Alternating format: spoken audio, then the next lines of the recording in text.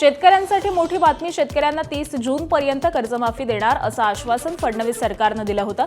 मात्र आता कर्जमाफीची डेडलाईन 5 दिवस लांबणीवरती पडली आहे. कृषी मंत्री दत्तात्रय भरणेंनी यासंदर्भात माहिती दिली आहे. शेतकऱ्यांना कर्जमाफी 5 जुलैपर्यंत मिळणार असल्याचं भरणेंनी सांगितलं.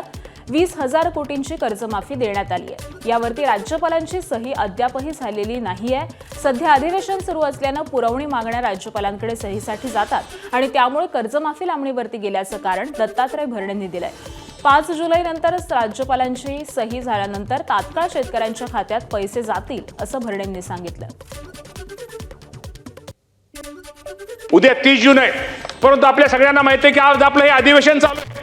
आपण पुरवणी मागण्यावरती चर्चा करतोय आणि पुरवणी मागण्यामध्येच शेतकऱ्यांच्या कर्जमाफीच्या बाबतीमध्ये जी रक्कम आहे या बाबतीमध्ये आपण इथं चर्चा केल्यानंतर ही चर्चा केल्यानंतर ह्याला मंजुरी दिल्यानंतर आपण राज्यपाल महोदयांच्या सहीला हे आपल्याला कर्जमाफीच्या त्यांची जी आपली जी योजना आहे ती त्यांच्या सही राज्यपाल महोदयांच्या सहीसाठी जाईल आणि राज्यपाल महोदयांची सही झाल्यानंतर साधारणतः 5 जुलैच्या नंतर ह्या कर्जमाफीची रक्कम ही माझ्या शेतकऱ्याच्या खात्यामध्ये अदा केली जाईल. एबीपी माझा, उघडा डोळे बघा नीट.